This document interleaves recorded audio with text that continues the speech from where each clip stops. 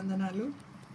యేసుక్రీస్తు వారి అతి శ్రేష్టమైన నామంలో మీకు అందరికీ మరొకసారి నా వందనాలు తెలియజేస్తున్నాను. ఈరోజు నా అంశము దప్పిగొన్న వారులారా నీళ్ళ యొద్దకు రండి.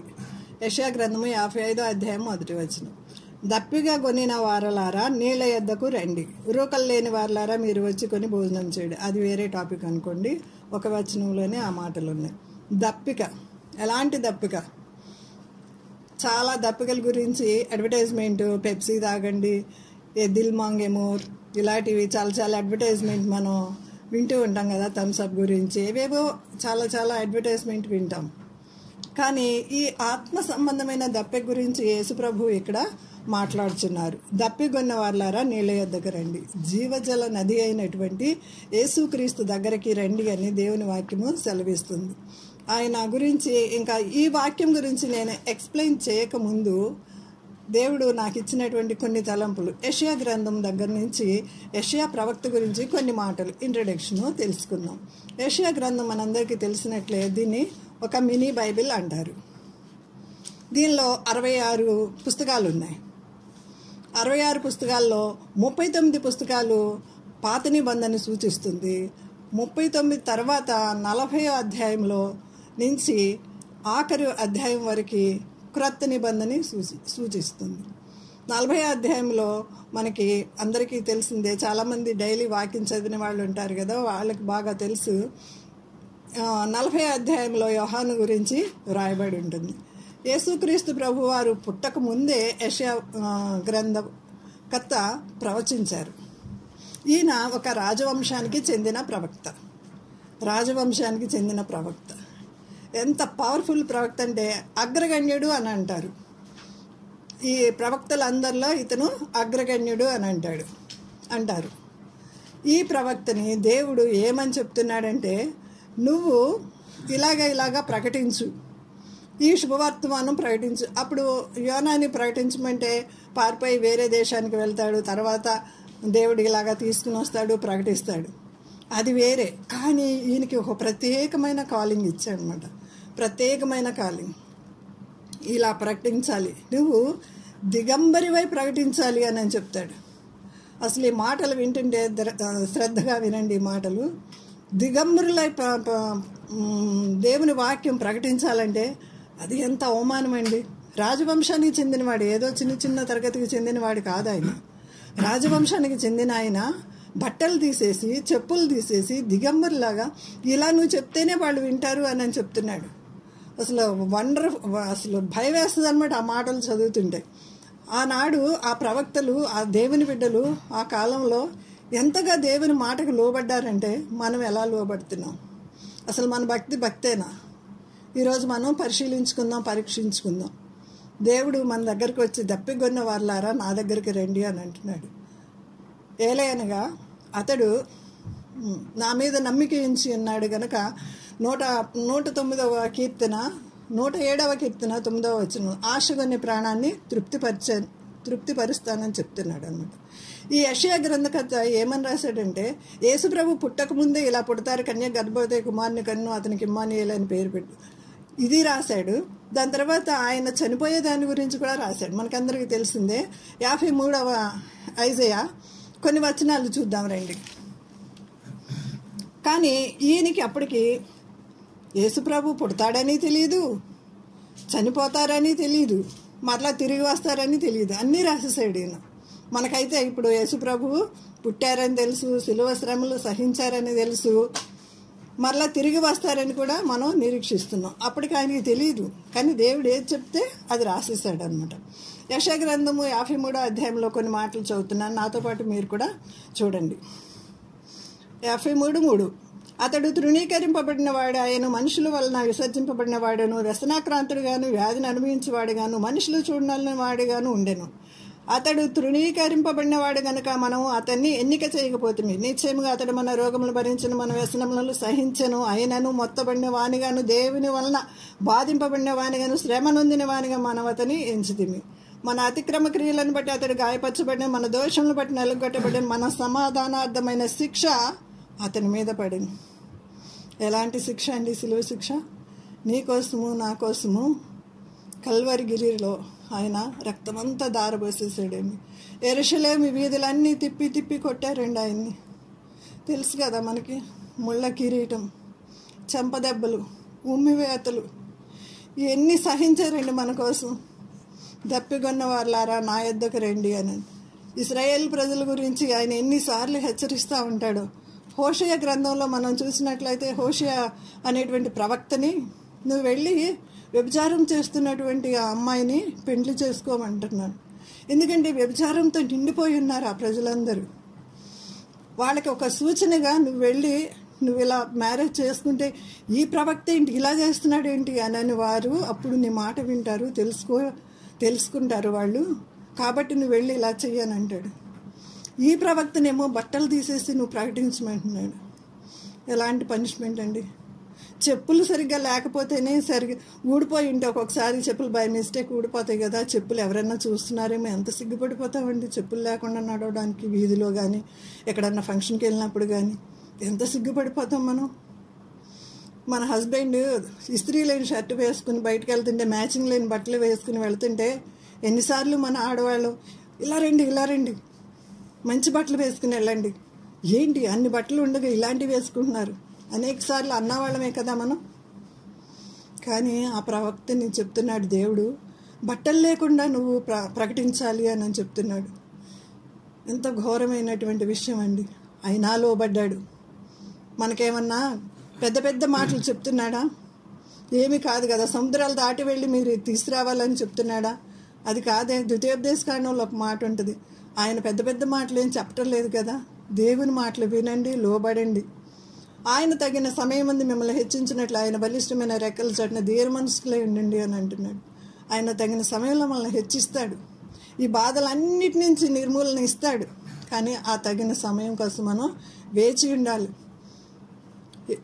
యెహోవా దొరుకు కాలంలో మీరు వెదకుడి, ఆయన సమీపంగా ఉండగా ఆయనని వేడుకొనిడి అని చెప్తున్నాడు. దిగంబరత్వంతో దేవుని వాక్యం ప్రకటించండి. ఒకసారి ఎవరైనా స్పీడ్గా తీసేవాళ్ళు గబగబా తీసి చదవండి. యెషయా గ్రంథము 20వ అధ్యాయం 1 నుంచి 4 వచనాలు. యెషయా గ్రంథము 20వ అధ్యాయము 2వ వచనం చదవండి. ఆ కాలమున యెహోవా ఆమోజు కుమారుడైన యెషయా ద్వారా చదవండి. ఆమోజు కుమారుడైన యెషయా ద్వారా సెలవిచ్చెను, నీవు పోయి నీ నడుము మీద గోనె పట్ట విప్పి నీ పాదముల నుండి జోలు తీసివేయము. అతడు అలాగు చేసి దిగంబరి అయి జోలు లేకయే నడుచుచుండగా, యెహోవా నా సేవకుడైన యెషయా ఐగుప్తును గూర్చియు కూషును గూర్చియు సూచనగాను సాదృశ్యముగాను 3 సంవత్సరములు దిగంబరివై జోడు లేకయే నడుచుచున్న ప్రకారము అషూరు రాజు చెరపట్టబడిన ఫిలిష్తీయులను ఐగుప్తీయులను తమ దేశము నుండి కొనిపోబడిన కూషీయులను పిల్లలను పెద్దలను దిగంబరులుగాను చెప్పులు లేని వారిగాను పట్టుకొని పోవును.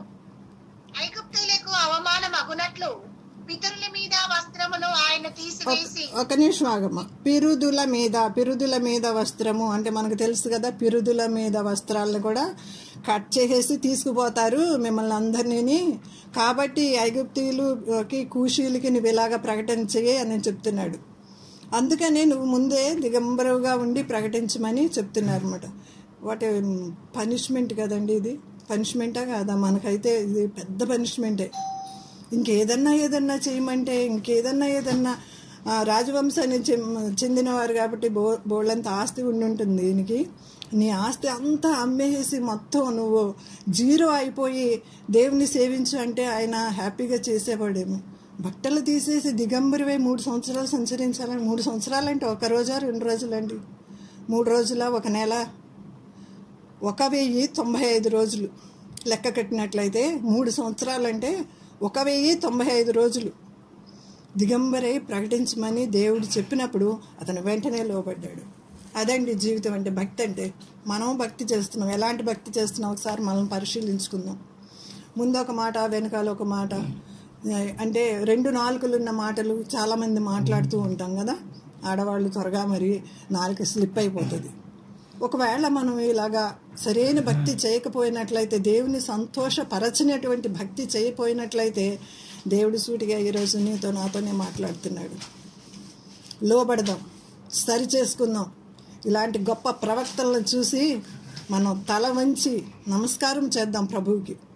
దప్పిగొన్న వారలారా, మన అబ్రహాం ఏం చేశాడండి? అబ్రహాం వెంటనే లోబడ్డాడు, తన సమస్తాన్ని విడిచిపెట్టేశాడు.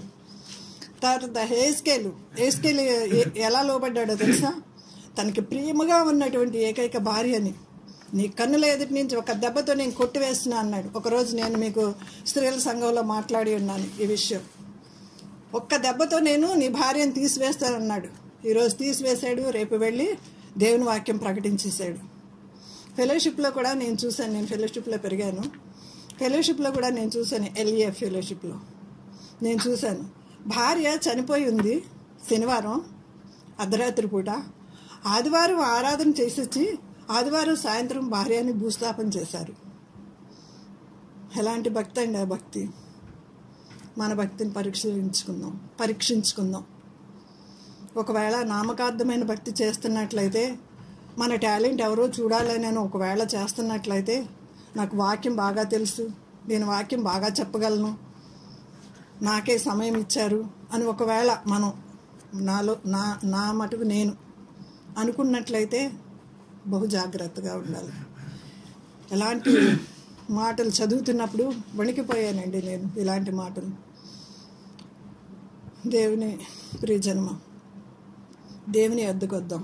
దప్పిగొన్న వారులారా నా యొద్దకు రండి అని దేవుడు ఒక సార్వత్రిక ఇన్విటేషన్ ఇస్తున్నారు. విశ్వవ్యాప్తంగా సువార్త ప్రకటించాలని ఆహ్వానం ఇస్తున్నాడు. ప్రయాసపడి భారం మోస్తున్న వారులారా నా యొద్దకు రండి, నేను మీకు విశ్రాంతి కలుగజేస్తానని చెప్పినటువంటి యేసయ్య ఇక్కడ విశ్వవ్యాప్తానికి ఒక ఇన్విటేషన్ ఇస్తున్నారు. రండి, ఆయన యొద్దకు రండి. ఇంకా కొన్ని మాటలు చూద్దాం. యోహాను సువార్త 4వ అధ్యాయం 37వ వచనంలో ఒక మాట ఉంటుంది, చూద్దాం. వాక్యంలోకి వెళదాం. మనం ఈ వాక్యాన్ని గురించి ధ్యానం చేద్దాం కొంతసేపు. Chapter 37 verse. ఆ పండుగలో మహాదినమైన అంచెదినమున యేసు నిలిచి, ఎవడైనాను దప్పిగొని ఎడలా, చదవండి. యోహాను సువార్త మహాదినమైన అంత్యదినమున యేసు నిలిచి, ఎవడైనాను దప్పికొనిన ఎడల నా యుద్ధకు వచ్చి దప్పి తీర్చుకొనవలెను. నా యందు విశ్వాసం ఉంచువాడెవడో లేఖనము చెప్పినట్టు వాని కడుపులో నుండి జీవజల నదులు పారునట్టు బిగ్గరగా చెప్పాను. ఏమని చెప్తున్నాడు? చాలు సిస్టర్.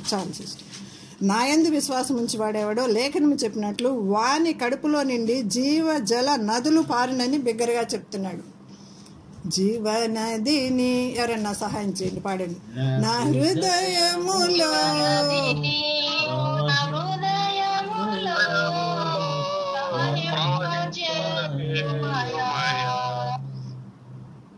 జీవనదిని నా హృదయములో ప్రవహింపజేయుమయా.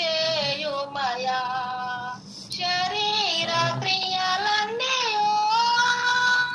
నాలో నశింపజేయుమయా. శరీర క్రియలన్నీ నాలో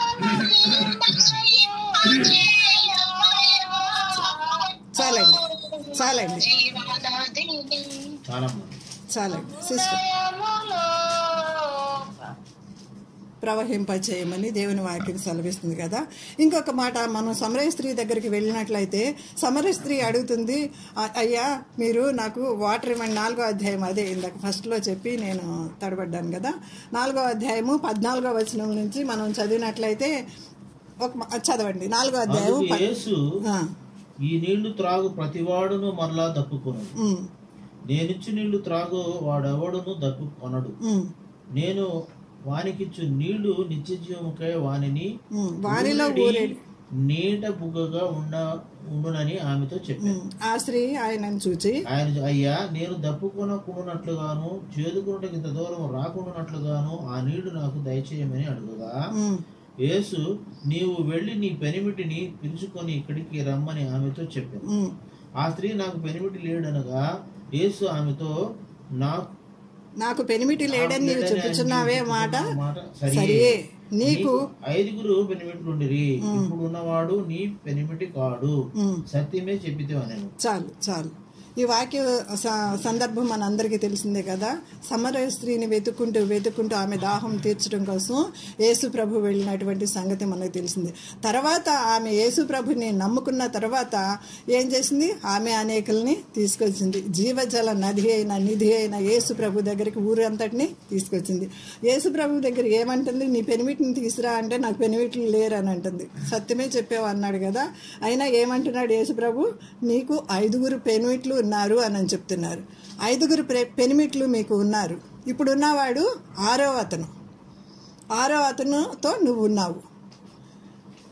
6 పెనిమిట్లు నువ్వు కలిగి ఉన్నావని యేసు ప్రభు చెప్పినప్పుడు ఆమె అవును ప్రభు నిజమే చెప్పావని శిరసావహించింది. 7వ వాడు యేసు ప్రభు. ఇప్పుడు యేసు ప్రభు ఎలాగా సంఘం అనేటువంటి మనల్ని పెండ్లి కుమార్తెగా చూస్తున్నాడు కదా. ఆయన పెండ్లి కుమారుడుగా రానయ్యున్నాడు. 7వ వాడు యేసు ప్రభువుగా ఆమెకు దొరికాడు. ఈ 6 వదిలిపెట్టేసింది. తన జీవితమే మారిపోయింది. గొప్ప సాక్ష్యాన్ని ఈరోజు కూడా మనం చదువుకుని ఆనందించేటట్లు, దేవుణ్ణి ఫాలో అయ్యేటట్లు చక్కని మాదిరి ఆమె చూపించింది. What a wonderful test money కదా. ఆమె టెస్ట్ మనీ ఎలా ఉంది, మన టెస్ట్ మనీ ఎలా ఉందో ఒకసారి పరిశీలించుకుందాం. ఒకసారి పరిశీలన చేసుకుందాం. ఇంకా మనం ముందుకు వెళ్ళి చూసినట్లయితే రెవల్యూషన్ 21:6 రెవల్యూషన్ 21:6 మరియు ఆయన నాతో ఇట్లా నేను సమాప్తమైనవి నేనే ఆల్ఫయు ఒమేగయు అనగా ఆదియు అంతమై ఉన్న వాడను. దప్పిగొను వానికి జీవజలముల బుగ్గలోని జలములను నేను ఉచితముగా అనుగ్రహించును. చాలు దప్పిగొను వానికి జీవజలముల బుగ్గలోని జలములను నేను ఉచితముగా అనుగ్రహించును. ఆయన ఏమంటున్నారండి? ఉచితముగా అనుగ్రహిస్తానంటున్నారు. దేవుని వాక్యంలో ఒక మాట నాకు జ్ఞాపకం వస్తుంది. అది అవుట్ ఆఫ్ సిలబస్ అయినప్పటికీ అది విందాము. మనం దేవుడు ఎలాగ కేకలు వేసి చెప్తున్నాడంటే ఒకసారి రండి. జ్ఞానము ఘోషించున్నది సామెతల గ్రంథము 8వ అధ్యాయం 1వ వచనం. త్వరగా తీసి చదవండి, సహాయం చేయండి. జ్ఞానము ఘోషించున్నది, వివేచన తన స్వరం వినిపించున్నది. జ్ఞానం అంటే యేసు ప్రభువే కదండి. జ్ఞానము ఘోషించున్నది, వివేచన తన స్వరాన్ని వినిపించుచున్నది. చదవండి, ఎవరన్నా చదవండి. త్రోవ ప్రక్కను రాజవీధ మొగల్లోను నడి మార్గంలోను వివేచన తన స్వరమును వినిపించుచున్నది.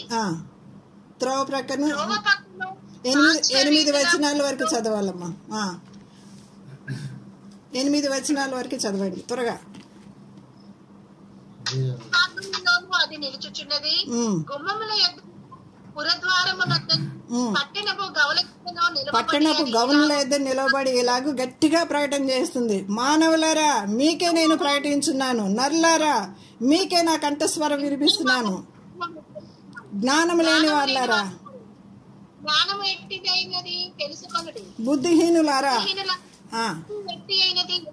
చూడుడి, నేను శ్రేష్ఠ సంగతులను చెప్పదను వినుడి. నా పెదవులు యథార్థమైన మాటలు పలుకును, నా నోరు సత్య మాటలు పలుకును. దుష్టత్వము నా అసహ్యము, నా నోటి మాటలన్నీ గలవి. వాటిలో మూర్ఖత అయినను లేదు. అవన్నీ వివేకి తేటగాను తెలివినందిన వానికి యథార్థముగాను ఉన్నవి. వెండికి ఆశపడక నా ఉపదేశం అంగీకరించిన మేలి బంగారు ఆశింపక తెలివినందుడి. జ్ఞానము ముత్యముల కన్నా శ్రేష్టమైనది, విలువ గల సొత్తులేవి దీనితో సాటి కావు. ఈ మాట కోసం నేను పైనుంచి చదివించానండి. మన విలువ గల అటువంటి డైమండ్ నెక్లెస్ ఒకవేళ మీకు ఉండవచ్చు, ఇంకేమైనా బంగారం 1 కిలో బంగారం ఉండవచ్చు, ఏ విలువ గల ఒకవేళ డాక్యుమెంట్స్ మన బీరువాల నిండా ఉండవచ్చు, కానీ ఏవి కూడా దీనికి సమానము కానే కావు. విలువ గల సొత్తులేమి దానితో సమానము కావు, సాటి కానే కావు. జ్ఞానము ముత్యముల కన్నా శ్రేష్టమైనది. ఇంకొక మాట మనం చదువుకుందాం రండి. ఇంకా ఏమని ఆయన పిలుస్తున్నాడంటే సామెతల గ్రంథం 1వ అధ్యాయం 20వ వచనము. జ్ఞానం వీధుల్లో కేక వేయుచున్నది, సంత వీధుల్లో బిగ్గరగా పలుకుచున్నది, గొప్ప సందడి గల స్థలంలో ప్రకటన చేయుచున్నది, పురద్వారంలో పట్టణంలో జ్ఞానము ప్రచురించుచు తెలియజేయుచున్నది. ఎట్లనగా జ్ఞానం లేని వాళ్ళారా మీరెన్నాళ్ళు జ్ఞానం లేని వారిగా ఉండకూడదురు, అపహాసుకులారా మీరెన్నాళ్ళు అపహాస్యం చేయొచ్చు ఆనందింతురు, బుద్ధిహీనులారా మీరెన్నాళ్ళు జ్ఞానమును అసహించుకుందరు. నా గద్దింపు విని తిరుగుడి, ఆలకించుడి, నా ఆత్మ మీ మీద కుమ్మరించదును, నా ఉపదేశం మీకు తెలియజేసి, నేను పిలువగా మీరు వినకపోతిరి, నా చేయి చాపగా ఎవరు లక్ష్య పెట్టబోతురి, నేను చెప్పిన బోధ ఏమీ మీరు వినక త్రోసివేస్తుంది, నేను గద్దింపగా లోబడకపోతిరి, కాబట్టి మీకు అపాయం కలిగినప్పుడు నేను నవ్వేదను. మీకు అపాయం కలిగినప్పుడు నేను నవ్వేదను అని అంటున్నాడండి. ఎలాంటి హెచ్చరిక!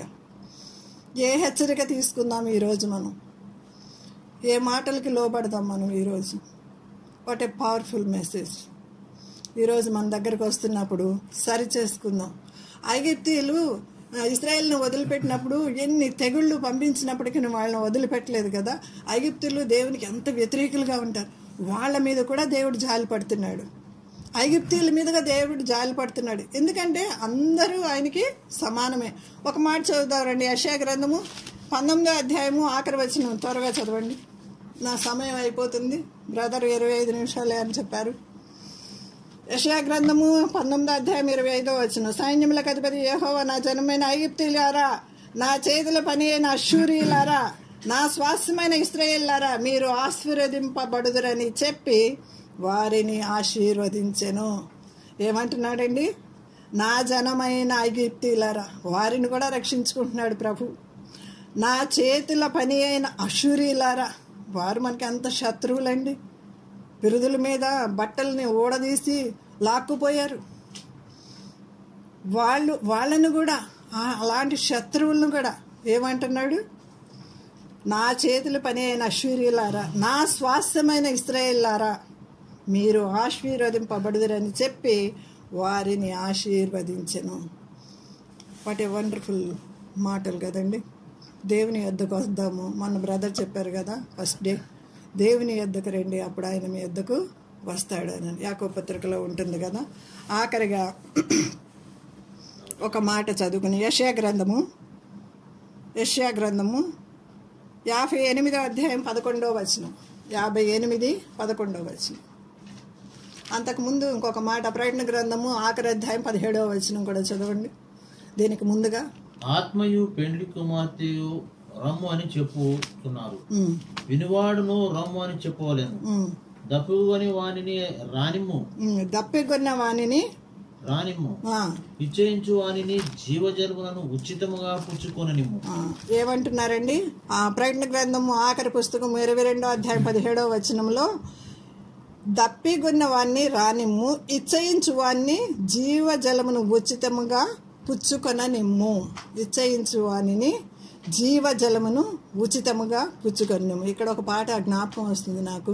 జీవజలముల బుగ్గ యొద్దకు నన్ను నడిపిన కాపరి. పాడండి అమ్మ ఎవరన్నా. జీవనది అయినటువంటి జీవమైన దేవుడా, ఒక మినిట్.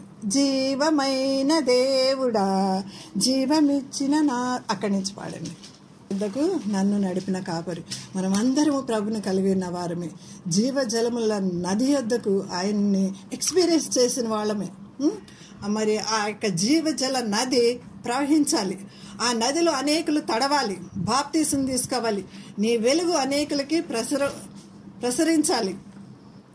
అట్టి విధంగా దేవుడు మనల్ని ఉంచిన గాక. ఆఖరి వచనము 58, 11 ఐజయా చదివి ముగించుకుందాము. అది ఒక ప్రామిస్ మనకి ఇస్తున్నాడు దేవుడు. 58, యెహోవా నిన్ను నిత్యము నడిపించును, యెహోవా నిన్ను నిత్యము నడిపించును, క్షామకాలమున ఆయన నిన్ను తృప్తిపరచి నీ ఎముకలను బలపరచును. నీవు నీరు కట్టిన తోట వలె ఎప్పుడునూ ఉబుకుతుండు నీటి ఊట వలెను ఉండేదు. హల్లెలూయా చెప్దామా అందరము? హల్లెలూయా, హల్లెలూయా, హల్లెలూయా. నీవు నీరు కట్టిన తోట వలెను ఎప్పుడు ఉబుకుచుండు నీటి ఊట వలెను ఉంటావంట. అందుకే మన కీర్తన గ్రంథం 1వ అధ్యాయంలో ఒక మాట ఉంది, మన అందరికి తెలిసిందే కదా. ఎవరన్నా చెప్తారా? నీటి కాలువ ఎవరను నాటబడిన, చెప్పండి చెప్పండి. నాటబడిన చెట్టు వలె, ఆకు వాడక తన కాలమందు ఫలమిచ్చు చెట్టు వలె అలా ఉంచుతానంటున్నాడండి ప్రభువు మనల్ని. మనం గనుక దేవుని వాక్యాన్ని దివారాత్రులు ధ్యానించినాను. మొదటి అధ్యాయం మనకు అందరికీ తెలిసిందే కదా, కీర్తన గ్రంథం మొదటి అధ్యాయం. దివారాత్రులు ఆనందిస్తూ చదవాలి, కష్టంగా చదవకండి.